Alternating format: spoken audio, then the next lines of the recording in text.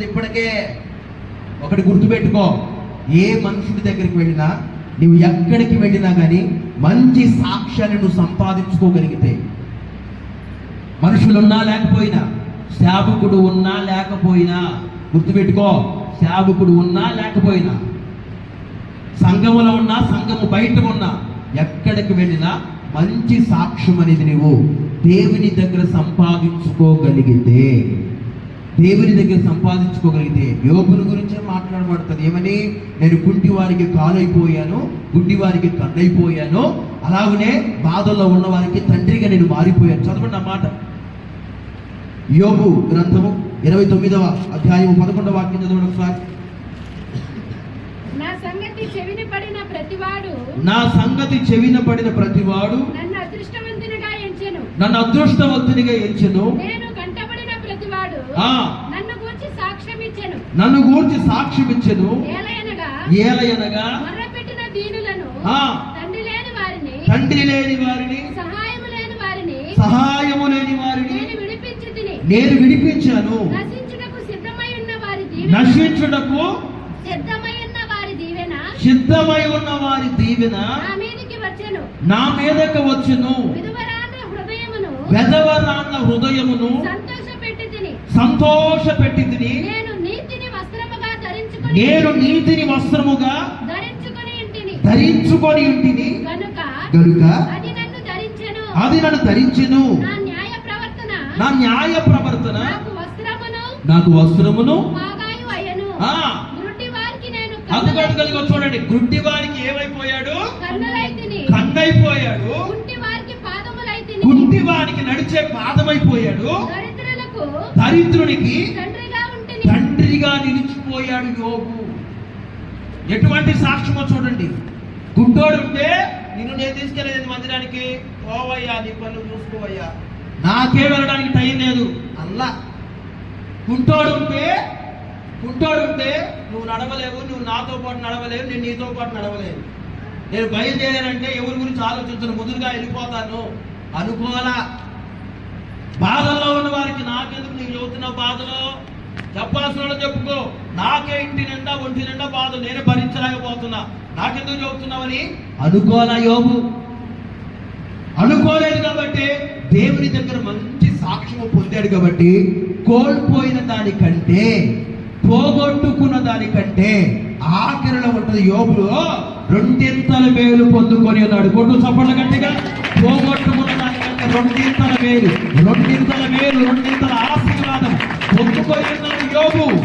కనుక ఈ రోజున నీ సాక్ష్యము పరిమళ వాసనగా ఉండగలిగితే, కంపు కొట్టుకుపోయే సాక్ష్యం కాదు, కంపు కొట్టుకుపోయే సాక్ష్యంతో బ్రతుకుతున్నావే ఒకవేళ, రోత బ్రతుకులో, రొచ్చు బ్రతుకులో, ఒకవేళ అందరూ అసహించుకునే బ్రతుకులో బ్రతుకుచున్నావేమో, ఆ బ్రతుకు వదిలేసి ఒక క్రొత్త బ్రతుకు, క్రొత్త జీవితం ఈ రోజు నుండి ప్రారంభించు.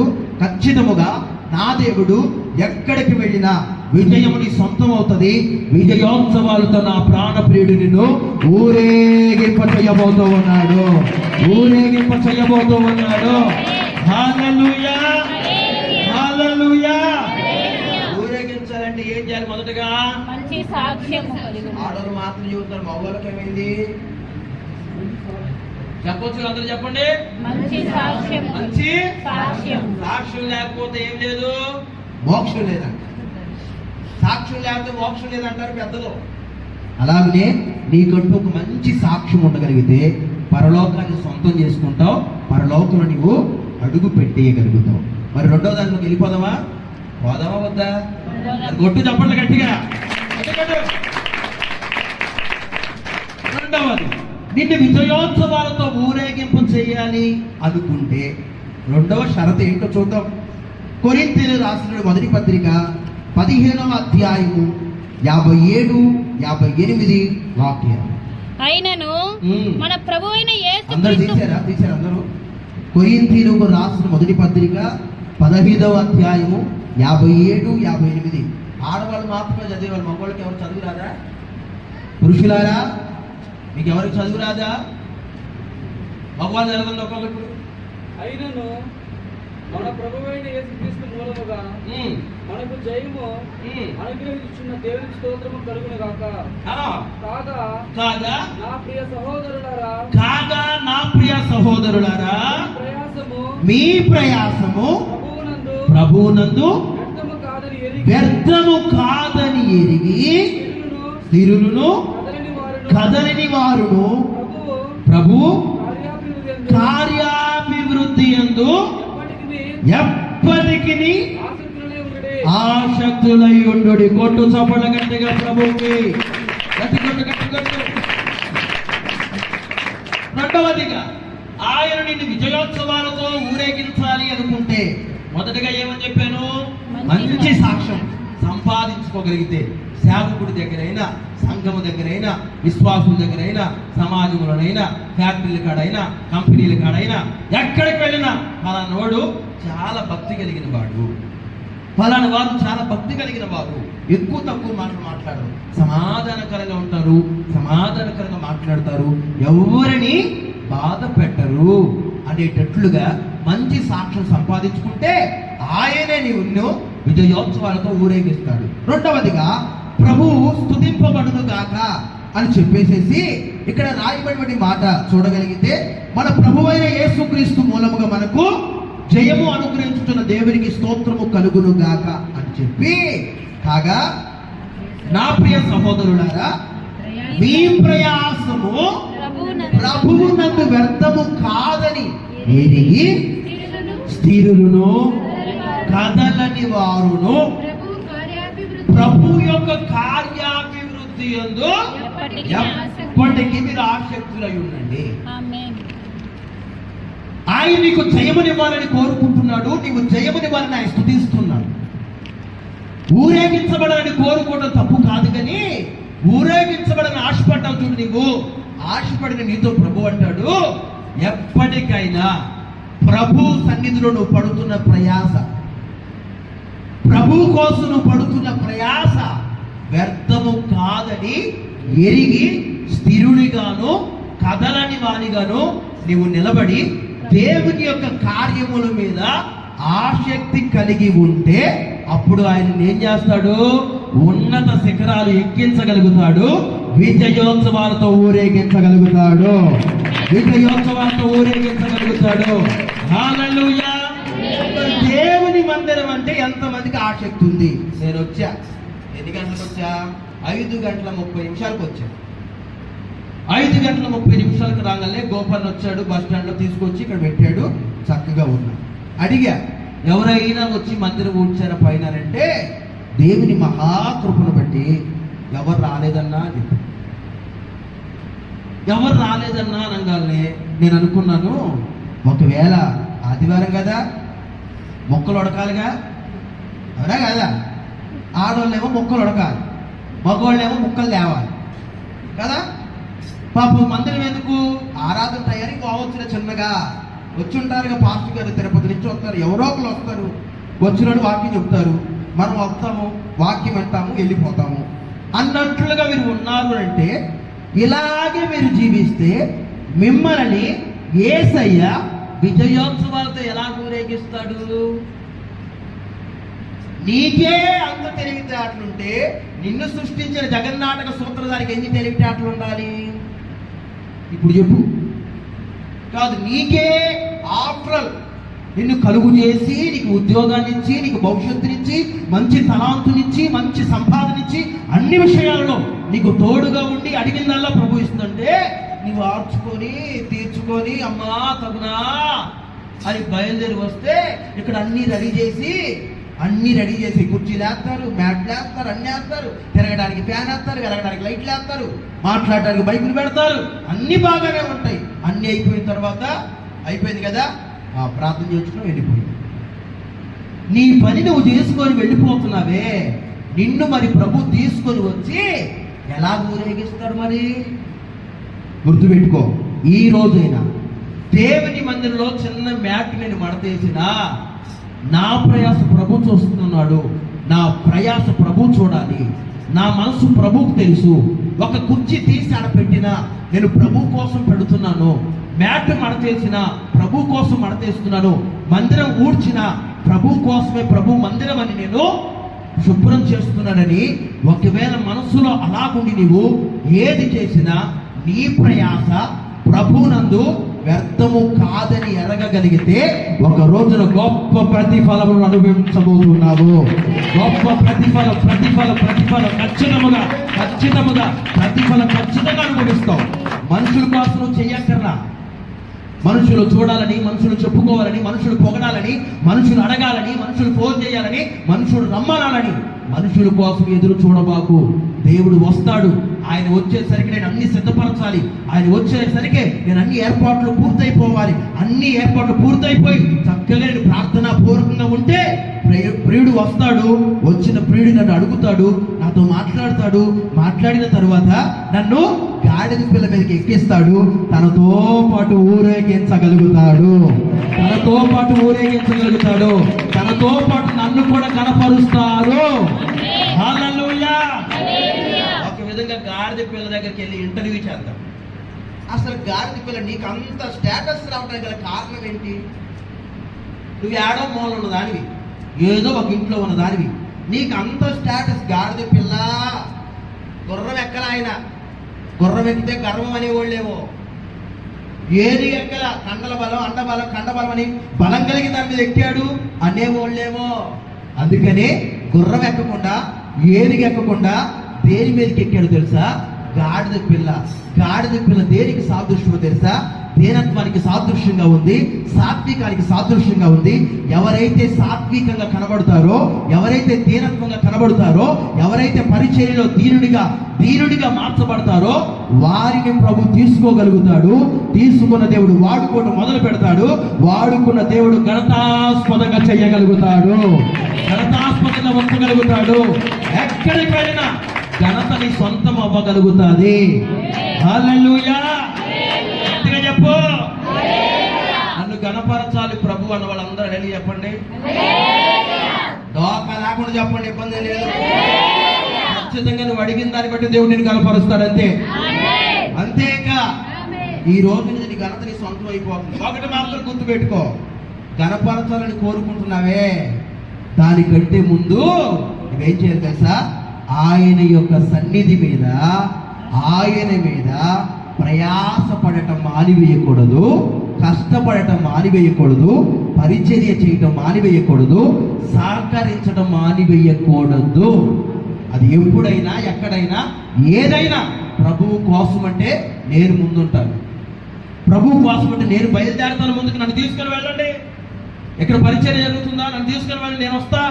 ఏదైనా నా ప్రభు కోసమే.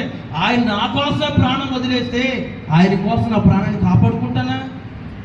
దేని కాపాడుకుంటామో దాన్ని బాగొట్టేసుకుంటాం, దేని బాగొట్టుకుంటామో దాన్ని దేవుడు కాపాడతాం. అది గుర్తుపెట్టు. రెండవదిగా, నీవు ఆయనతో విజయోత్సవాలతో ఊరేగించబడాలంటే నీవు పడాలి ప్రయాస. దేవుని యందు పడుతున్న ప్రయాస ఏమాత్రము వ్యర్థమైపోనే పోదు. కొట్టు చప్పట్లు గట్టిగా ప్రభువుకి. ఎన్ని మాటలు చెప్పా? 2 మాటలు చెప్పా. ఇప్పటికే 9 అయిపోయింది. మరొక మాట ఉంది, చెప్పమంటారా ఆపమంటారా? చెప్పండి. మనస్ఫూర్తిగా చెప్పు. మనస్ఫూర్తిగా చెప్పు. వెనకున్న వాళ్ళ నోట్లో ఏ మాట రావట్లేదు అసలు. చెప్పాలా ఆపమంటారా? మీరు చెప్పకపోతే మేము అటు నుంచి వెళ్ళిపోతాం అన్నట్టున్నారు నాకు. కాబట్టి మీ అందరూ ఇంతగా బలవంతం చేస్తున్నారు కాబట్టి నేను అడగటం అలవాటు అయిపోయింది, మీరు చెప్పడం కూడా అలవాటు అయిపోయింది. ఎట్లాగైతే చెప్పమంటున్నారు కదా, చెప్పకపోతే నేను కూడా చెప్పినట్టుగా ఉండలేను, మనసు కూడా ఒప్పుకోదు.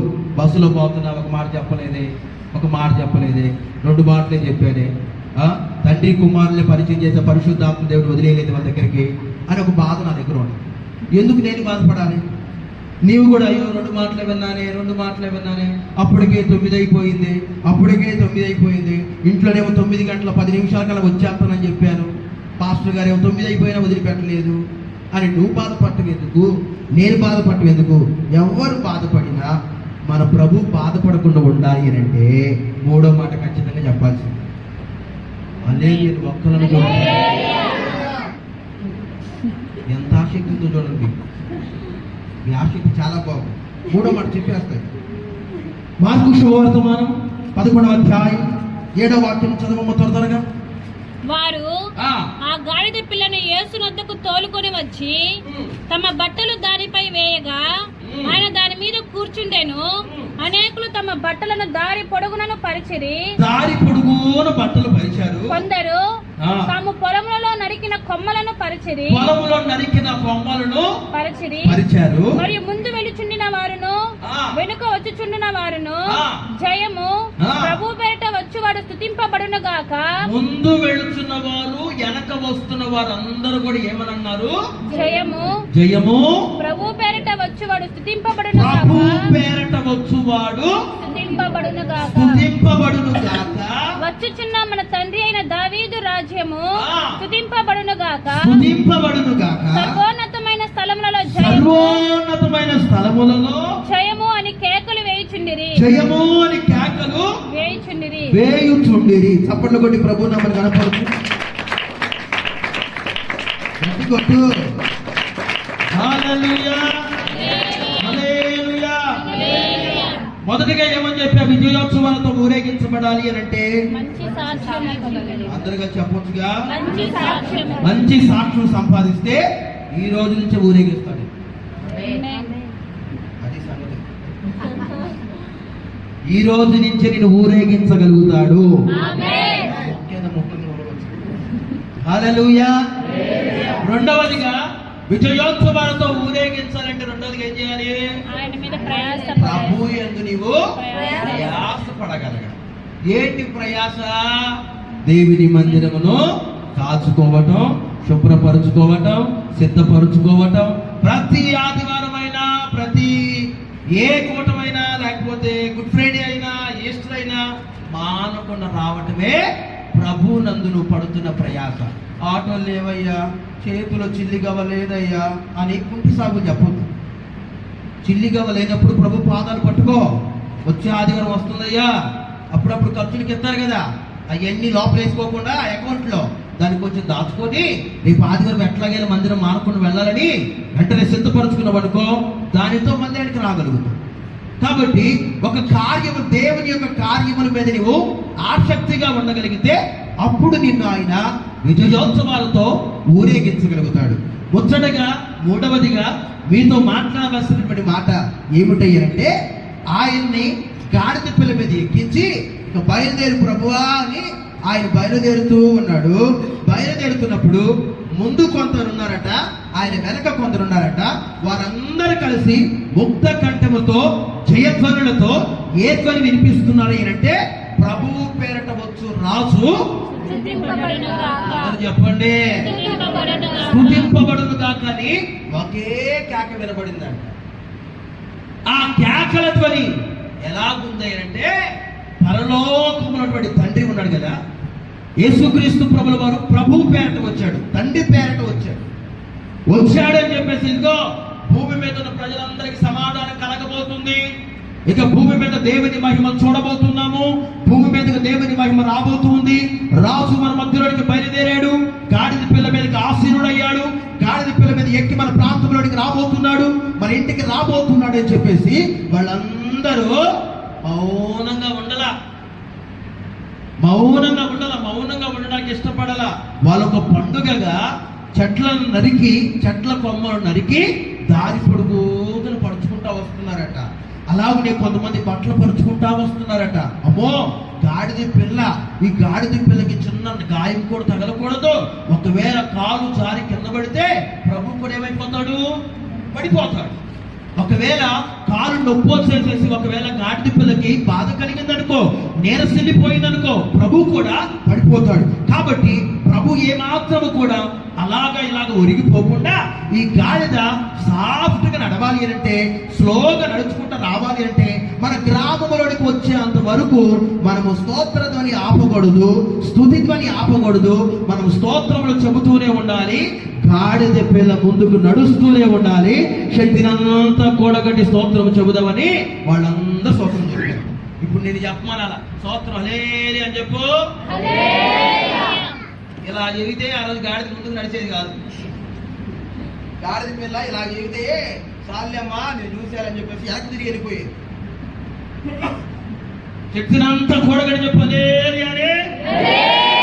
యెహోవా నామము కనపరచునట్లుగా చెప్పు, హృదయపూర్వకంగా చెప్పు, గొంతును కాపాడుకోకుండా గట్టిగా చెప్పు. ఇలా చెప్పాలి. ఇలా చెప్పారు కాబట్టి వాళ్ళందరి మధ్యలో సమాధానము కలిగింది. కొట్టు చప్పట్లు గట్టిగా. అప్పుడు దాకా పట్టణంలో సమాధానం లేదండి, ఇంట్లో సమాధానం లేదు, ఒంట్లో సమాధానం లేదు, ఎక్కడికి వెళ్ళినా సమాధాన సంగతులు లేవు. ఇంట్లో ఒంట్లో ఎక్కడికి వెళ్ళిన సమాధానం కూర్చున్నటువంటి వార్తలు వినబట్ల, యుద్ధాల కోత వినబడుతుంది. ఎవరో వస్తారంట, మళ్ళా లాక్డౌన్ అంట, మళ్ళా గ్యాస్ అయిపోతుందంట, మళ్ళీ యుద్ధాలు జరుగుతున్నాయంట, మన ఇంటి మీద పడతారంట, మన ఇంట్లోంచి బయటికి వెళ్ళే బాధ తీరట్లేదంట అని కలవరపడిపోతున్నారు. అప్పుడే అయితే నీవు ఎప్పుడైతే స్తోత్ర ధ్వని చెప్పగలుగుతావో, నీ నోట ప్రభు పేరట రాజు మన యొద్దకు రాబోతున్నాడు కనుక మనకి ఏ కొరత ఉండదని ప్రతిరోజు నువ్వు స్తోత్రములు చెప్పగలిగితే, ఆ స్తోత్రముల ద్వారా, ఆ స్తుతి ధ్వని ద్వారా దేవుడు నీ స్థితిగతినే ఏం చేస్తాడు? గట్టిగా చెప్పు, మార్చేస్తాడు. అందుకే నోరు చేసి స్తోత్రం చెప్పు అనేది. నేను నోరుకు చెప్పించట్లా. మీరేదో చెబితే నాకు సంబరం కాదు, మీరేదో చెబితే నాకు ఆనందం కాదు. నువ్వు ఎప్పుడైతే గొంతు తెరచి మనసారా దేవునికి స్తోత్రం చెప్పగలుగుతావో, అప్పుడే గుండెల్లో ఉన్నటువంటి శ్వాస, గుండెల్లో ఉన్నటువంటి బాధనంతా కూడా ప్రభు తీర్చాలని విశ్వాసంతో నీవు స్తోత్రము చెప్పగలిగితే, నీవు మందిరపు గడప దాటుకొని వెళ్ళక మునిపే నీ స్థితిని ఇక్కడే మార్చేసి దేవుడు పంపించడం మొదలు పెట్టబోతున్నాడు. ఇక్కడే మార్చి వేసి పంపించడం మొదలు పెట్టబోతున్నాడు. ఇక్కడే మార్చి పంపించడం మొదలు పెట్టబోతున్నాడు. ఒకవేళ ఇక్కడికి వచ్చి సమర్థించావేమో, ఇక్కడికి వచ్చి మెడ వంచావేమో, ఇక్కడికి వచ్చి అవమానాలు పాలైపోయావేమో, ఇక్కడికి వచ్చి కన్నీళ్ళ మోసుకొని వచ్చి ఒకవేళ ప్రభు పేరుట వచ్చాను, నేను ప్రభు కోసం వచ్చానని ఒకవేళ బాధతో దిగమింగుకొని వచ్చి కన్నీరు కార్చి ప్రార్థన చేసుకొని దేవుని స్తుతించగలిగితే, ఎవరైతే హృదయపూర్వకంగా స్తోత్రం చెప్పగలుగుతారో, ఎవరైతే మనసారా ఆయన పాడగలుగుతారో, ఎవరైతే ప్రార్థన చేయగలుగుతారో, వారి స్థితిగతులను మార్చి పడిపోయిన వారిని లేవనెత్తి, ఒరిగిపోయిన జీవితాన్ని మరలా లేవనెత్తి అందరూ చూచేటట్లుగా పైవాడిగా నిలబెట్టబోతూ ఉన్నాడు. అందరూ చూసేట పైవాడిగా చేయబోతూ ఉన్నాడు. పైవాడిగా వంచబోతూ ఉన్నాడు. ఉన్నత శిఖరాలు ఎక్కించబోతున్నాడు. ఆశీర్వాదకరంగా ప్రభు చేయబోతూ ఉన్నాడు. హల్లెలూయా, హల్లెలూయా. కనుక నీ నోట స్తోత్ర ధ్వని రావాలి. గంభీర ధ్వనితో స్తోత్రం చెప్పగలగాలి. ఎవరు నిన్ను ప్రోత్సహించినా ప్రోత్సహించకపోయినా, ఎవరు నిన్ను చెప్పమనకపోయినా, ప్రతి నోట స్తోత్రం అనే మాట వినబడితే ఎరుకో కూడా ఏమైపోయాయి? ఏమైనాయి? ట్రైన్లు ఏమైనా తెచ్చారా? జేసీబీలు ఏమైనా నెట్టినాయా? లేకపోతే పొడుగులేసి ఏమైనా పడగొట్టారా? ఒక్క స్తోత్ర ధ్వని మాత్రమే అక్కడ పనిచేసింది. ఆ స్తోత్రము చెబుతుంటేనే వేయబడిన పునాదులు కాస్త ఊగిసలాడిపోతూ ఉన్నాయి. అలాగూ ఒరిగిపోయినట్లుగా మనం చూడగలుగుతున్నాం. స్తుతిలో దాగినటువంటి మర్మం ఏంటి అంటే స్థితిని మార్చివేయగలుగుతుంది. కాబట్టి నీవు ఈ రోజు నుండి స్తోత్రము చెప్పే విషయంలో, ప్రార్థన చేసే విషయంలో, కన్నీరు విడిచే విషయంలో నమ్మకము కలిగి దేవునికి బిగ్గరగా స్తోత్రము చెప్పగలిగితే ఖచ్చితముగా నిన్ను విజయోత్సవాలతో ఊరేగించగలుగుతాడు. విజయోత్సవాలతో ఊరేగిస్తాడు. ఊరేగించాలని వాళ్ళందరూ గట్టిగా చప్పట్లు కొట్టి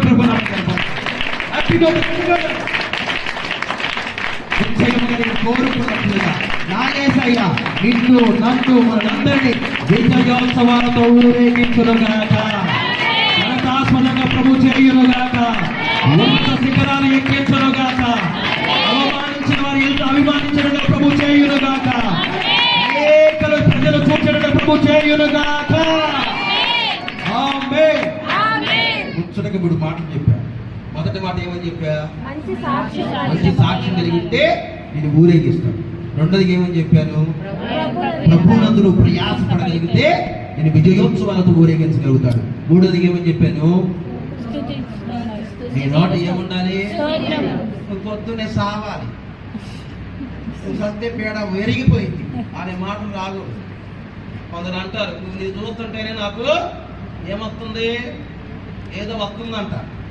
నేను చూస్తేనే నాకు వస్తుంది కోపం, నేను చూస్తేనే నాకు అసలు ఈ ఇంట్లో ఉండకూడదు అనుకున్నా, కానీ ఇంట్లోనే ఉంటున్నా. ఇంట్లో వదిలిపెట్టిపోతే ఆడిపోతాం. ఎన్ని రోజులకి మళ్ళీ ఇంటికి రావాల్సిందే కదా. తప్పిపోయిన కుమారుడు వెళ్ళిపోయాడు, మళ్ళా జ్ఞానం వచ్చింది, మళ్ళా బుద్ధి వచ్చింది. తిరిగి ఆడికి వచ్చాడు, అత్తగారింటికి పోయాడా, తండ్రి దగ్గరికి వచ్చాడా లేదా? ఎప్పటికైనా నీ ఇంటికి నువ్వు తిరిగి రావాల్సిందే.